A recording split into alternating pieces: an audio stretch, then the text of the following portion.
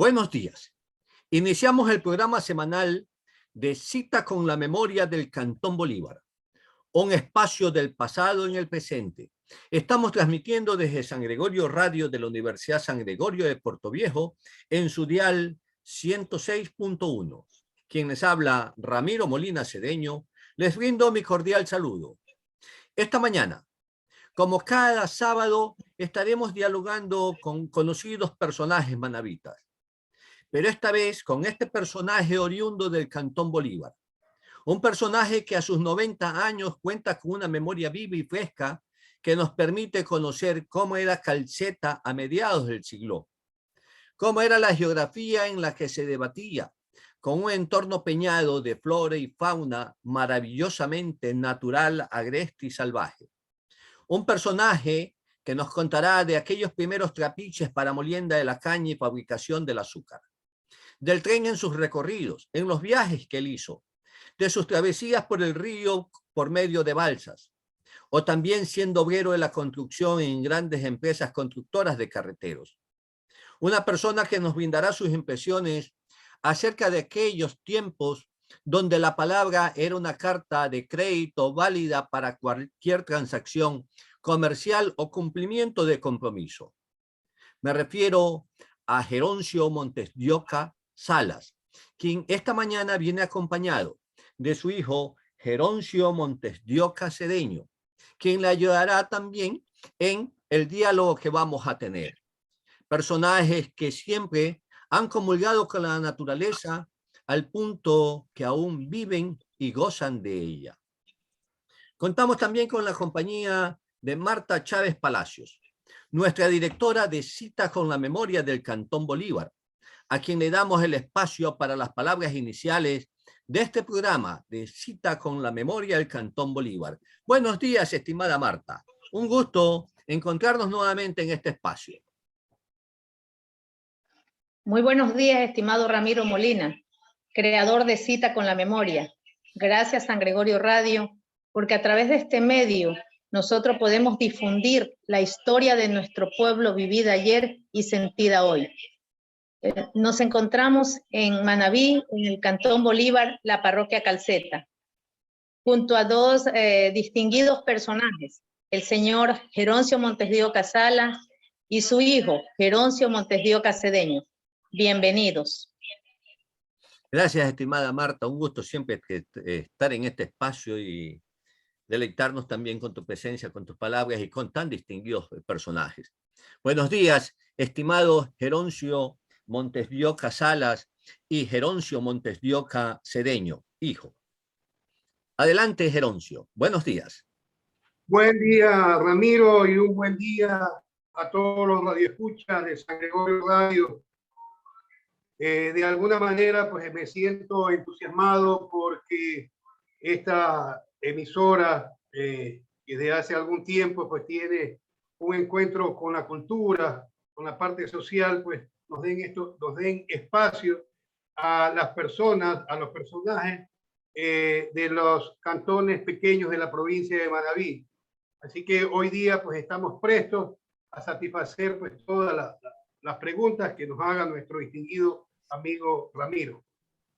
Gracias, Geroncio hijo, por tus palabras. Es un diálogo que vamos a tener y es un diálogo ameno, es un diálogo divertido, es un diálogo histórico que vamos a tener con ustedes, especialmente con tu señor padre, don Geroncio Montes de Oca Salas, a quien le damos la cordial bienvenida y le damos el espacio para su saludo. Buenos días, Geroncio Montes de Oca Salas. Ya comienza. Un buen día para todos ustedes, señores, que estamos aquí en este momento reunidos. Felicidad, buena suerte y que puedan ustedes sacar algo de provecho en esta entrevista, a ver si será del agrado de ustedes lo que pueda yo contestarles, que pueda tener algún indicio de lo que ustedes quieran averiguar. Gracias, estimado Geroncio. Un gusto tenerte aquí. Un gusto que nos hayas aceptado esta invitación para brindarnos tus recuerdos, para brindarnos tus memorias, para recordar ese ayer que es tan necesario para que nuestras generaciones actuales conozcan de esa historia creada, forjada por ustedes, que ha hecho posible y sigue siendo posible que existe este presente en el que ahora nos desenvolvemos. Geroncio, antes de empezar a vivir realidades de adulto, antes de que llegaras a tu mayoría de edad, fuiste una de las personas que en su tiempo de juveniles recorría los campos con alegría, sin preocupación alguna. Recorría las calles de Calceta con la tranquilidad suficiente para poder vivir con tranquilidad, para poder vivir sin ningún problema, feliz de la vida. ¿Cómo era ese Calceta de los años 40, estimado Geroncio? ¿Cómo lo recuerdas a ese Calceta con esa vestimenta de Montubia, de ciudad Montubias, de ciudad de campo, de ciudad agreste? ¿Cuáles son los recuerdos que tú tienes del Calceta de los años 40, estimado Geroncio?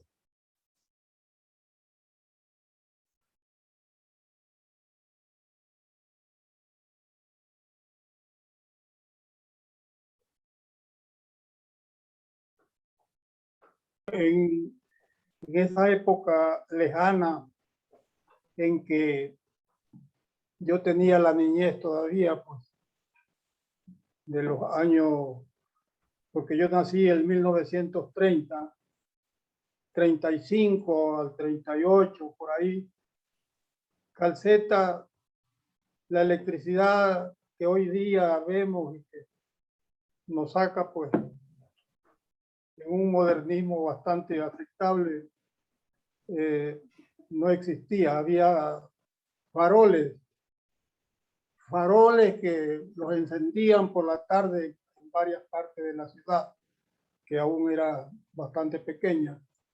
Y después de eso había también las Petromac, que eran unas lámparas de camisola con gasolina, que por la tarde las bajaban, les metían aire, las encendían y ahí amanecían hasta que se les agotara el combustible.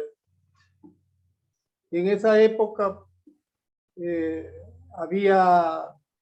no había pavimentación absolutamente, no había nada de pavimento. Después de eso surgieron cintas, una cintita en San Bartolo, otra cintita aquí en el Malecón, donde era el puerto de embarque. Allí llegaban las balsas, las canoas, no había los motores fuera de borda como ahora. Y las balsas llegaban allí. Y en esa época había también el comercio tan solo con Bahía de Caracas. A Puerto Viejo casi la gente no iba. Y si iban era a caballo que iban. Los carros ya en esa época había tal vez unos 2 o 3 por allí. Yo conocí ya de 8 o 9 años en la escuela aquí frente al parque. Había unos carros, un carro viejo ahí que había sido de alguien. Había los esqueletos allí. Carreteras no habían. Ya en esa época, para el 40, 45, 46, parece que fue que se hizo la primera carretera de Manta a Puerto Viejo, una carretera asfaltada. Era una cosa bella, negreaba el pavimento. En esa época el Mico Boven tenía ya su buen carro y hizo un tiempo récord de Manta a Puerto Viejo. ¿Quién era el Mico Boven? Puto nomás, era loco, el mico Owen que le decían. ¿Pero quién era él? Alemana. En una época fue el cacique aquí de Manabí, ¿Pero cómo se llamaba? en épocas de Velasco Ibarra. Emilio Boves Roquero, de ascendencia alemana, decían que era. Y ahí están los descendientes, pues Ricardo Boven. Ahora hay un Boven ahí que creo que tiene cuentas pendientes con la justicia. Estimado Geroncio, fuiste también balsero. Anduviste por el río. Fuiste de esos personajes que coloreaban los ríos con el paso de las balsas cargadas de frutas y productos agrícolas que alimentaban los hogares. ¿Cómo hacían las balsas en esos tiempos? ¿Qué materiales usaban para fabricar las balsas? ¿Desde dónde salían las balsas por el río y hasta dónde llegaban? ¿Alguna vez, cuando en tus tiempos de balsero, te volcaste en alguna balsa? ¿Zozobró la balsa, se cayó la balsa, se hundió la balsa? ¿Cómo era ese tiempo de balsero? ¿Qué nos puedes decir acerca de las balsas, del recorrido por el río, de tu experiencia como balsero, estimado Geroncio?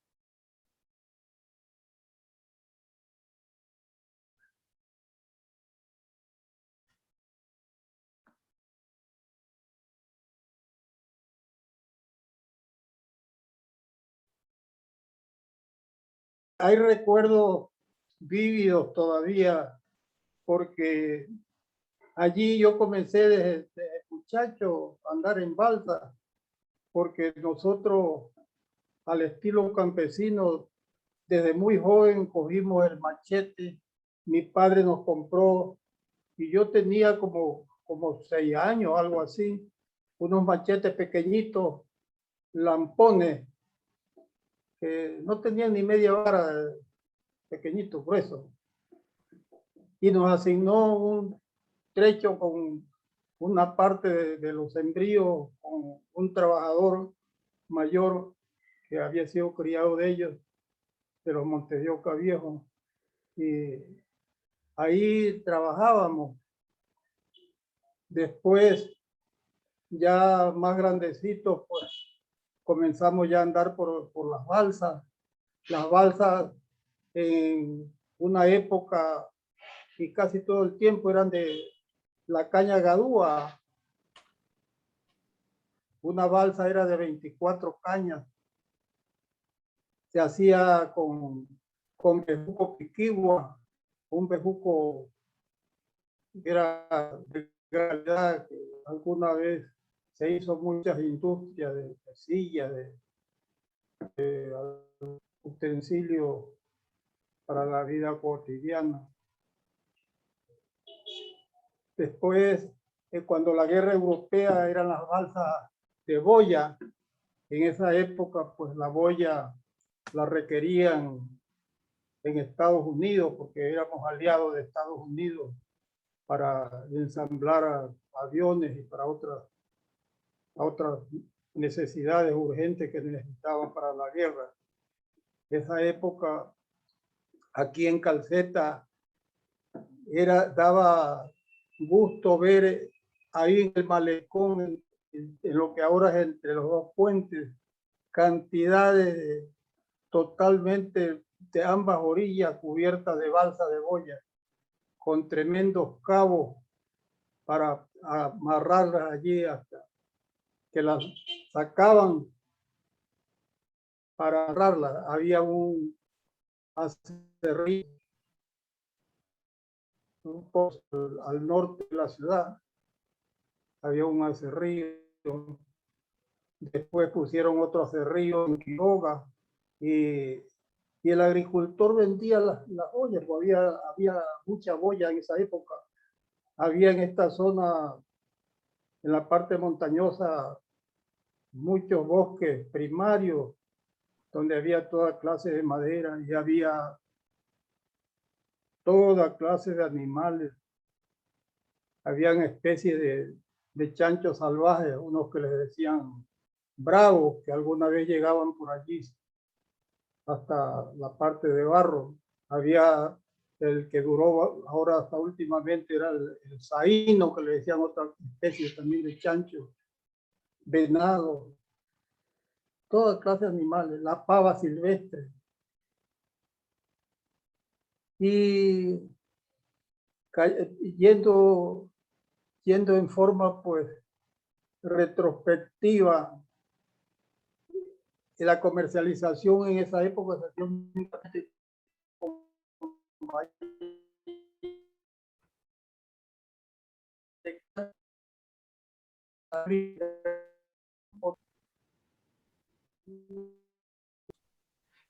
Geroncio, por alguna situación, hemos tenido una leve digresión por una situación de internet, pero las balsas, los balseros, ¿dónde iniciaban su recorrido? ¿Desde dónde, cuál era el punto de inicio del recorrido de las balsas? ¿Dónde empezaban? ¿Cuántas personas iban? ¿Cuántos balseros estaban allí? ¿Qué productos llevaban? ¿Cómo era el transporte en esos tiempos? ¿Hasta dónde llegaba la balsa? Y esa balsa, ya cuando llegaban a su punto de destino, ¿qué hacían con la balsa? ¿La regalaban, la vendían o regresaban en la misma balsa río arriba? ¿Qué nos puede responder acerca de eso, Geroncio? Advierto de que Geroncio hijo le ayuda al papá por problemas auditivos. Adelante, Geroncio, con lo que le estaba preguntando. Papá, le está preguntando que de dónde iniciaba el recorrido de la balsa, de la balsa, qué productos traían en la balsa. Una vez que llegaban a Calceta, a quién le vendían la balsa, y que de alguna manera, pues, sus anécdotas como balsero, también en algún momento tuvo algún percance, alguna situación así. Pero primeramente comencemos el recorrido de las balsas, ¿no? Ya. Sí, el recorrido de las balsas sobre el río Carrizal y sobre el río Barro, desde Membrillo, más o menos, y por acá desde más arriba de Bejuco, de Balsa, en largo recorrido, se traía toda la producción que existía en esa época, que el caucho, que la mocora, que el cacao, que café, que chancho, tagua, y así todo lo que se producía se venía en la balsa. Eran balsas de boya también que eran delgadas, un poco más gruesas que las cañas, o también de gadúa. La gadúa, pues aquí en Calceta se comercializaba en toda esta zona por aquí, se vendía la caña a juicio. Y en cambio la boya, pues, cuando era fina, se regalaba, ¿no? Y servía también para hacer cercas, para hacer algún trabajo. ¿Y la gruesa? La gruesa, pues, esa, como ya lo dije, pues, en la época de la guerra tenía gran precio, era una cantidad de boya, un movimiento tremendo aquí, ya aserrada, la mandaban en pacas al exterior por los puertos, por el puerto de Bahía, porque como digo, a Manta o Puerto Viejo, para allá poco se iba de aquí de esta zona. Toda la comercialización era con Bahía de Caracas. Allá se compraba y lo que venía del exterior, todo entraba por Bahía para acá. Así Había es. canoas que viajaban, que tenían su itinerario. Comerciantes aquí como don Aurelio Rodríguez, últimamente, o don Manuel Molina, el papá de Manolo Molina, don Manuel Molina tenía un gran comercio aquí. Yo ya de eso no me acuerdo, pero era un potentado, un gran comercio. Aquí tenía, y en Junín también, otro comercio. Teléfono propio, que en esa época era algo novedoso. Teléfono propio para comunicarse con la sucursal de Junín. Yo lo conocí a don Manuel todavía cuando tenía un montón de tarros y tenía sembríos ahí porque tenía un patio grande ahí donde vive ahora Manolo. Esos tarros los llenaban de agua con el hijo que estaba muchacho, era más o menos de mi misma edad, porque todavía ahí él todavía vive. ¿Alguna anécdota de balsero, papá? De los balseros, uno a veces le pasaban percances. Cuando se aventuraba uno a venir con el río desbordado, era que te entraba en nervios y ya para llegar aquí a Calceta gritaban a voz alta la naveta que los ayuden. Y ahí en el puente estaban con tremendas vetas para cogerlo. Era un viaje como, ya con río desbordado, era como venir en bicicleta. Como abajo. Un torrente, pero... O sea, era como venir en bicicleta cuesta abajo, ¿no? Y sin frenos todavía. En verdad que bastante desesperante ver cómo la balsa se movilizaba por la corriente del río sin que nadie la pudiera sujetar. Y cómo la gente participaba arrojándole cabos y todo eso para contenerla y que vaya a atracar la balsa como correspondía.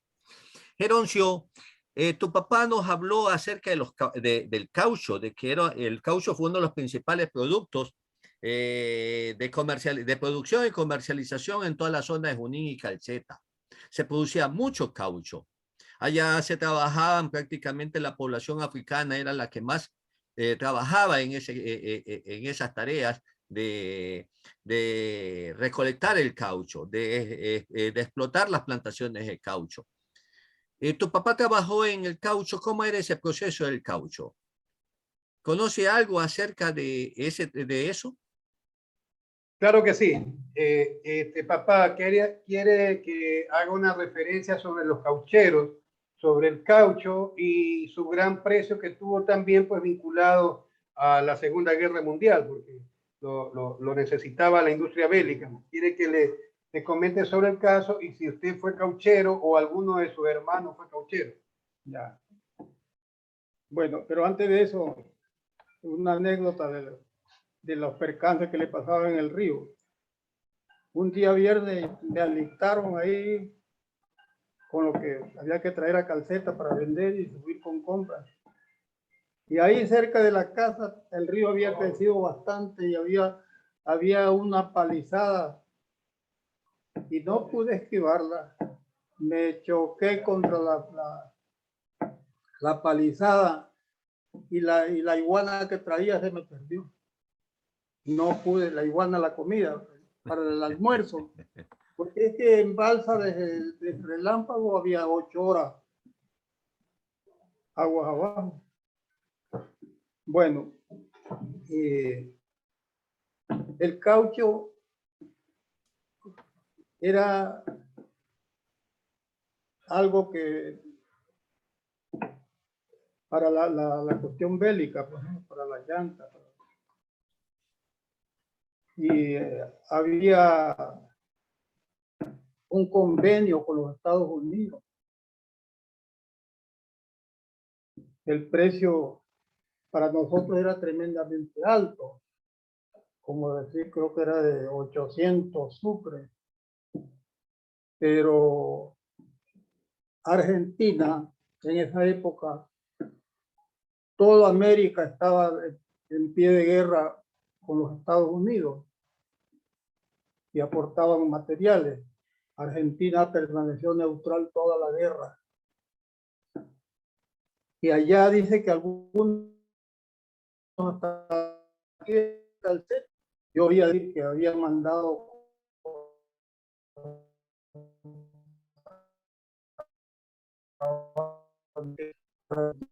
Estado. Y la gente, hasta de aquí del pueblo, iba a cualquier cantidad de las montañas caucheras.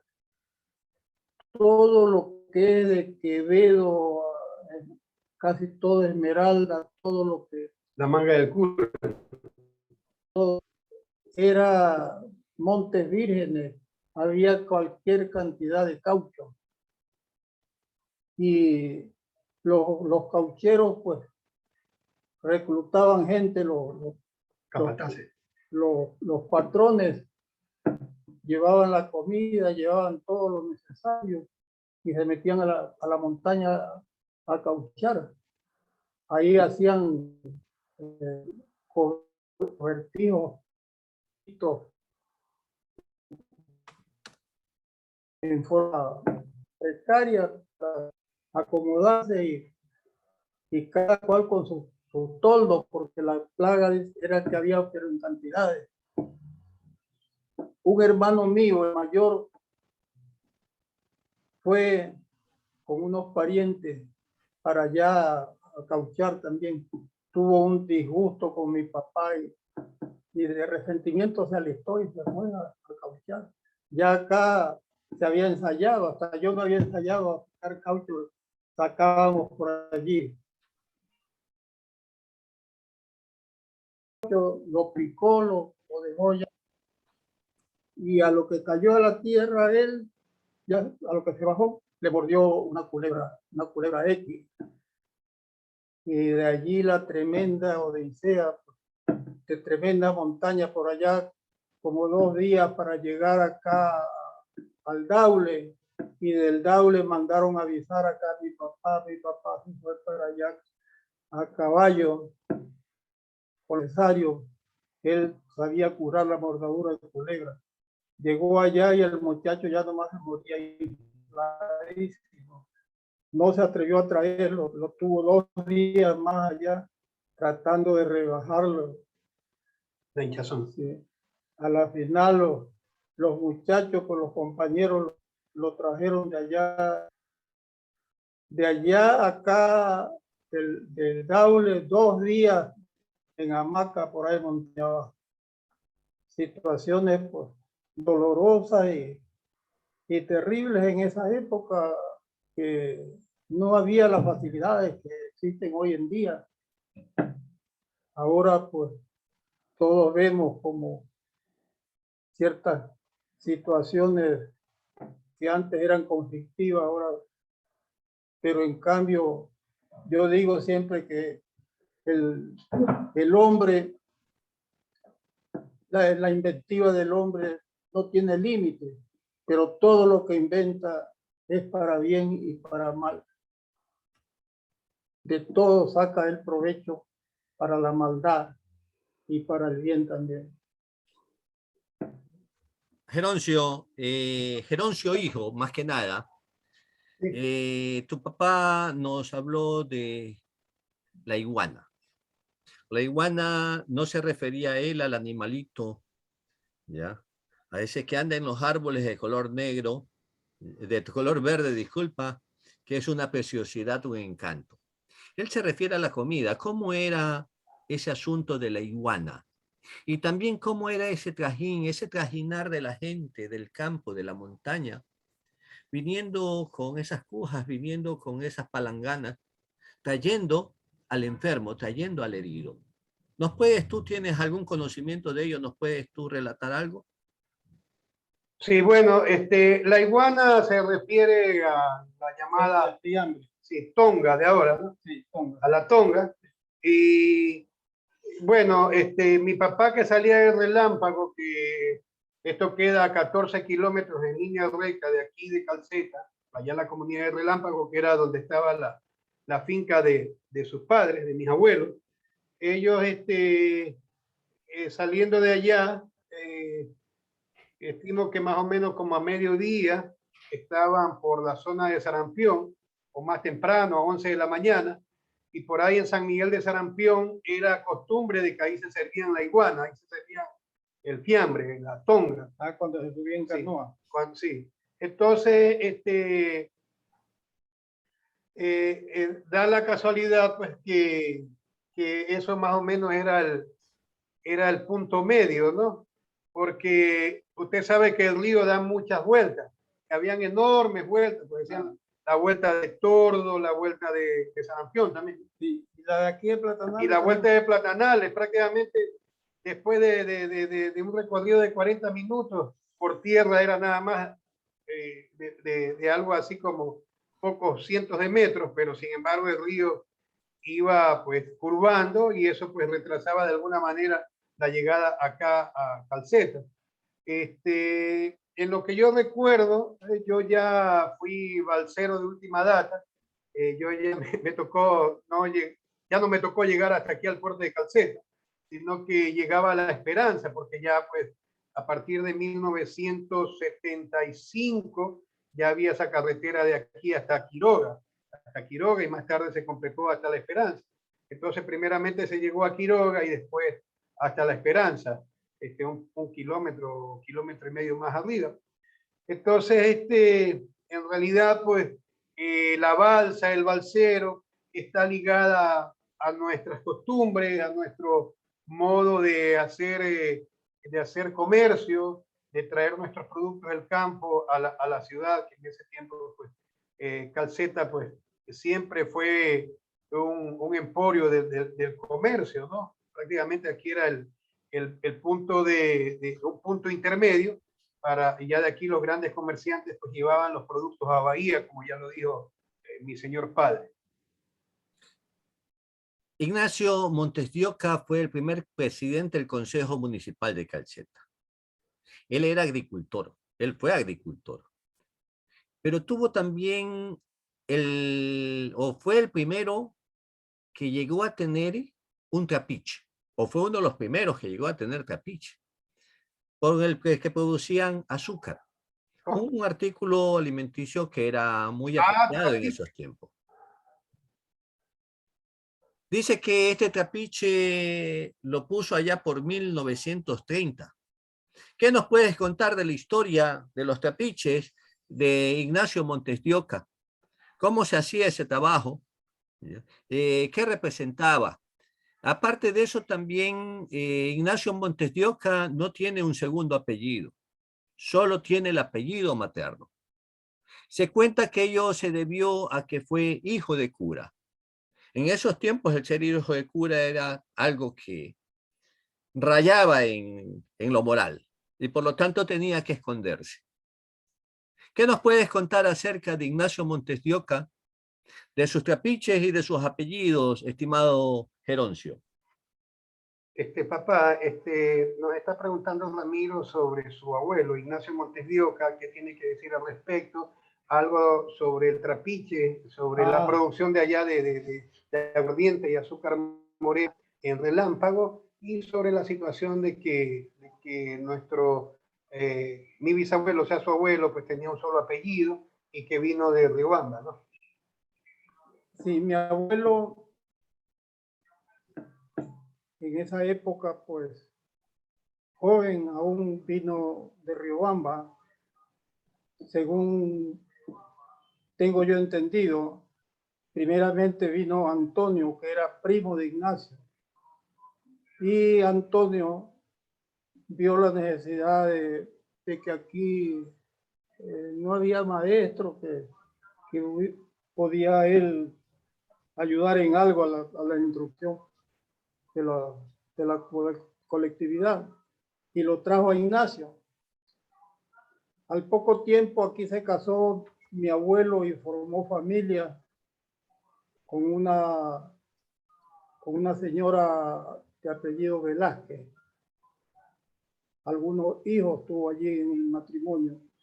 Y cuando la guerra de Concha, las persecuciones que habían, me cuentan porque mi abuelo era gobiernista y lo perseguían. Y la mujer había dado a luz, estaba en un amplio toldo pasando los días que recién había alumbrado, y no lo encontraron en la casa a mi abuelo, los revoltosos. Y alguien dijo, ahí en el toldo tiene que estar, y con la bayoneta y alzaron el toldo. Y la señora entró en nervios seguramente. Dicen algunos que le dio pasmo y se murió. Y de ahí al poco tiempo, pues ya los hijos crecieron y se sintió solo, entonces volvió a casarse con mi abuela, Alegría, hija, hermana de Baldomero Loro. de Baldomero, Osvaldo. Bueno, y entonces mi abuelo ya tuvo el primer hijo, el segundo hijo, el tercer hijo tuvo, creo que 6 hijos. Y emprendió en el negocio del trapiche, de la destilación de aguardiente. Formó canteros y vio la posibilidad de fabricar azúcar morena. Y yo digo, ese caldero era como una botella y muy pesado, enorme. ¿Cómo lo llevaron para allá? Seguramente de Bahía lo trajeron, me imagino yo, en lancha hasta aquí. Tal vez aprovecharon un buen invierno para llevarlo en lancha hasta arriba, porque el río podían hacerlo. Y una vez instalado ya, comenzaron a fabricar el azúcar. Don Quinche Félix me contaba que él en un burro fue a comprar azúcar allá arriba alguna vez. Era un azúcar porque aquí se vendía porque muchas veces no llegaba, tan solo la panela. Y me contaban también, porque ya mi abuelo en esa época estaba bastante anciano y emancipó, según las leyes, emancipó a los 2 hijos mayores, a Teodoro y Salvador, mi papá. Los emancipó para que pudieran ellos actuar como personas mayores. Seguramente, pues, me imagino que mi abuelo sabía también bastante de leyes. Había también trapiche fuera del caldero, y ese era el trapiche del que movía el caldero, era una enorme máquina. En cambio, había otro trapiche afuera, que las masas eran más pequeñas. Y en ese trapiche grande, un hijo que tuvo mi papá ante el matrimonio, se dañó un brazo. Dice que los guardas y mi tío Ignacio habían recibido una esquela de invitación para un baile, una farra, y se aglomeraron a ver que el muchacho lo pusieron a meter caña, y el muchacho pues, se distrajo también viendo al grupo y lo cogió y mientras pararon la máquina, ya le había dañado el brazo hasta el codo y se le quedó ahí encogido el brazo. Más tarde supe que ahora con la medicina que ha avanzado tanto, alguien lo vio y dijo, está fácil de despegarlo. El muchacho se había quedado pegado con el brazo allí y ahí lo cargaba pegado todo el tiempo. Le dieron una operación, lo despegaron y me dicen que volvió ya más o menos a lo normal. Pero él murió hace tiempo ya. Geroncio, anduviste también, estamos conversando, estamos dialogando con Geroncio Montes de Oca Salas, acompañado de su hijo, Geroncio Montes de Oca Cedeño. Geroncio Montes de Oca Sala fue una de las personas que, aparte de incursionar en el campo de la agricultura, también fue calchero, también fue obrero de trapiches y también fue chofer de camiones. Un chofer de camiones en esos tiempos con una dirección manual muy dura y pesada, manejando por caminos polvorientos, ni siquiera caminos empedrados.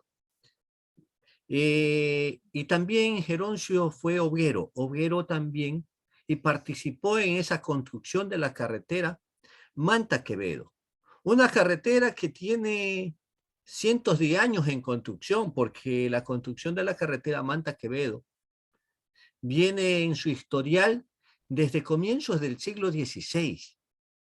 Es una historia larga, es la historia de los caminos en Manabí. Ese camino que siempre la gente de la sierra, el comercio de la sierra ambicionó tener con Bahía de Caracas o con Manta, crear un carretero que les permita tener salida al mar y poder también hacer su comercio internacional.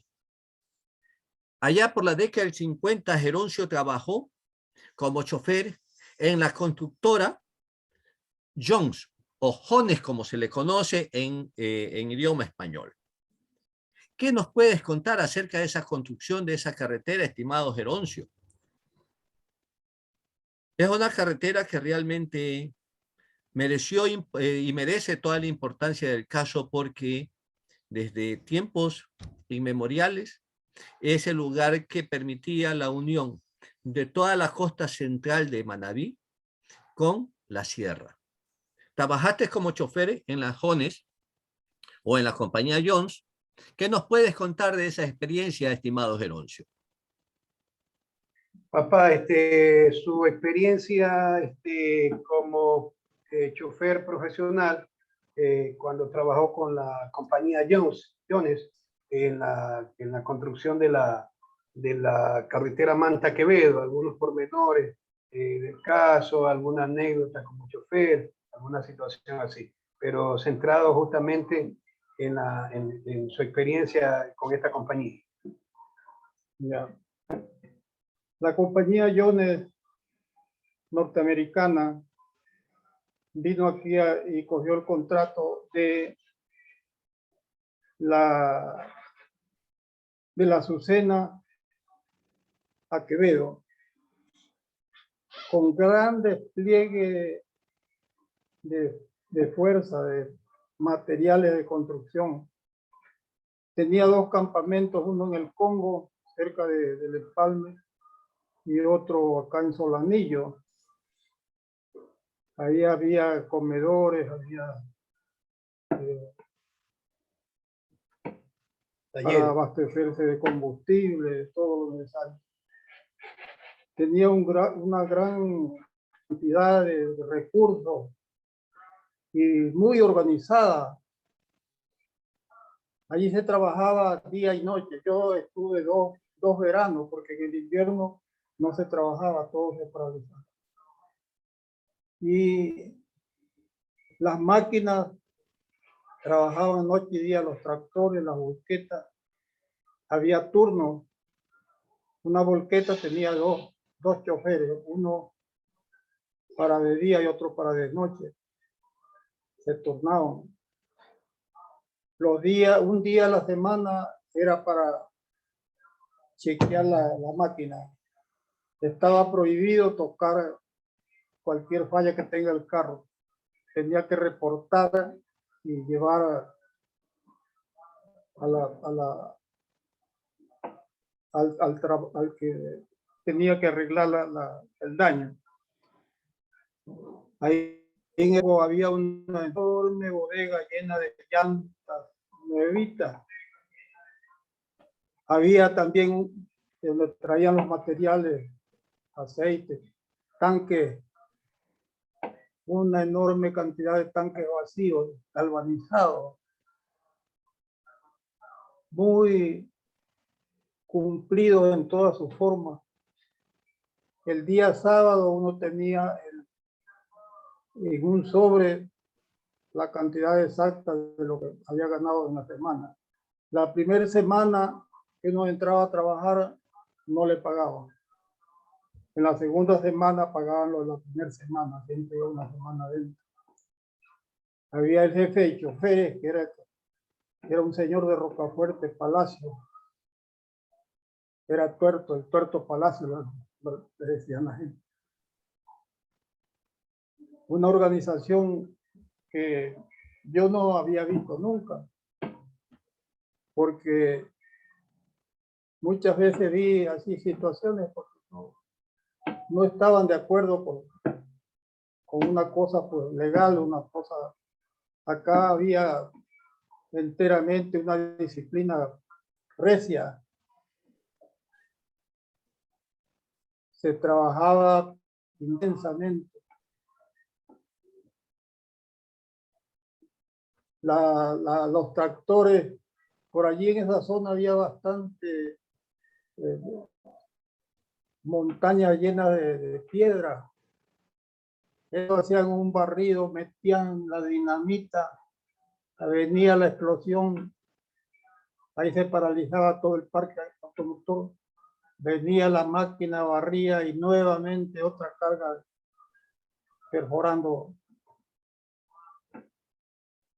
hasta que llegó a Quevedo, el puente el puente de Pichincha era más o menos similar al de Quevedo. Ambos lo hizo la compañía.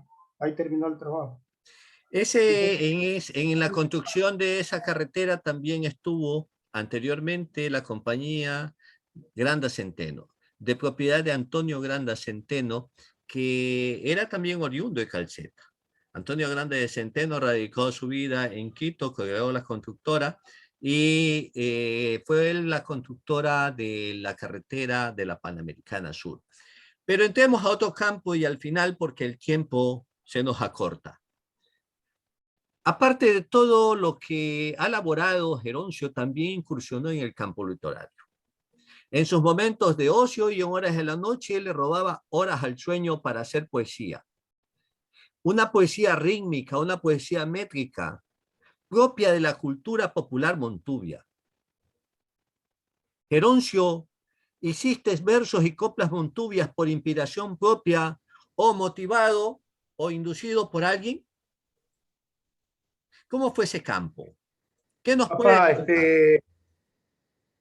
sí, quiere que se refiera a su rol de coplero, de poeta, de que escribe, y que si aquello pues fue por inspiración propia o tuvo algún mentor, en algún momento que le inspiró a seguir o a comenzar a escribir y a hacer poesía.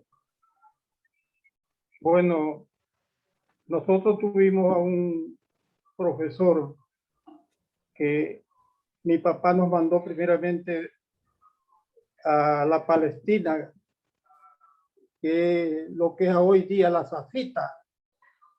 La Palestina era de don Felicísimo Vera. Ahí tenía un buen comercio, tenía hasta telas allí, pero todo el tiempo no estaba abierto. Él, cuando salía quedaba cerrado. Después alguna vez le dio las llaves al profesor para que vendiera, don Fernando Vera, que se escribe Bair, se pronuncia Vera, un peruano hijo de escocés, inglés, que vino en una compañía teatral a Bahía de Caracas y ahí se enamoró de una muchacha Medranda y se casó y se quedó por aquí. Después regresó al Perú, después la mujer se murió allá y regresó para acá nuevamente. Y aquí terminó sus días, en Bahía.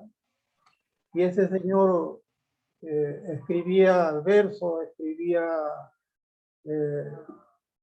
diferentes, diríamos... Era dramaturgo. Dramaturgo, novelas, poesía, sainete, sainete, monólogo. monólogos también. ¿Nos puedes Bueno, leer alguna de tus composiciones? Que si puede declamar una de sus poesías, de sus composiciones originales. bueno, por ejemplo, El Moral Fino, alguna cosa así, o alguna a mi mamá. ya. Respecto del río,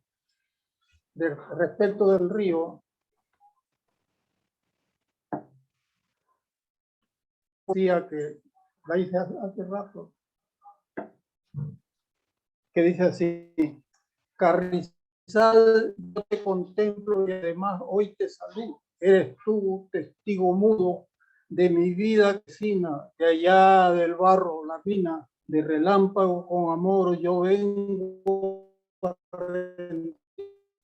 hoy día, hoy que el pueblo está de fiesta y esa fiesta es en torno. Se ven llenas de gente en traje de fiesta. Rememorar quieren esta fiesta clásica las balsas, cuando antaño a un medio del Carrizal obligaba a llevar sobre tus aguas toda nuestra producción y lo que era de importación llegaba en canoas y lanchas. Es muy grato el recordar aquel pasado glorioso. Es por eso que dichosos estamos aquí en La Brega, entre estos dos puentes y esta vega, antiguo puerto de embarque. De cara al sol reverberante o a la copiosa garúa, el balsero con su gadúa pegaba aquí sus balsas.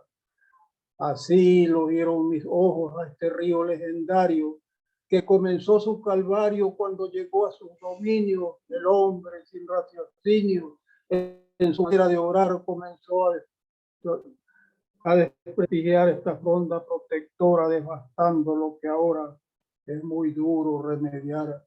Solo quedan los recuerdos de las pozas, los caimanes, del Carrizal desbordado, río de tráfico obligado.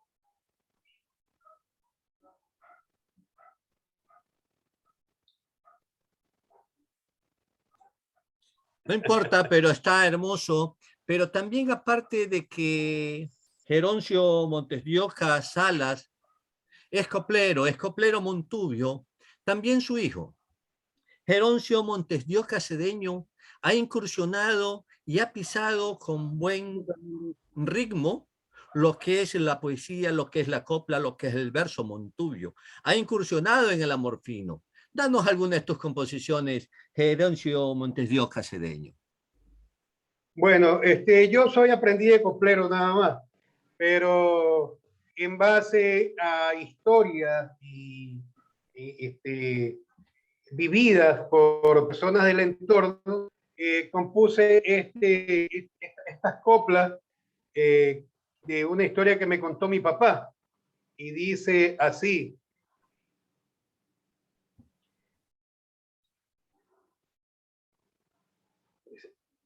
érase una vez un hombre que llamaba Ramón Las, de recio porte y figura y de mirada vivaz. Durante el fin de semana, después de duro bregar, se reunía con sus amigos para jugar y charlar. Desde el juego de pelotas y cocochile también, competían en destrezas y a cual más quedar muy bien.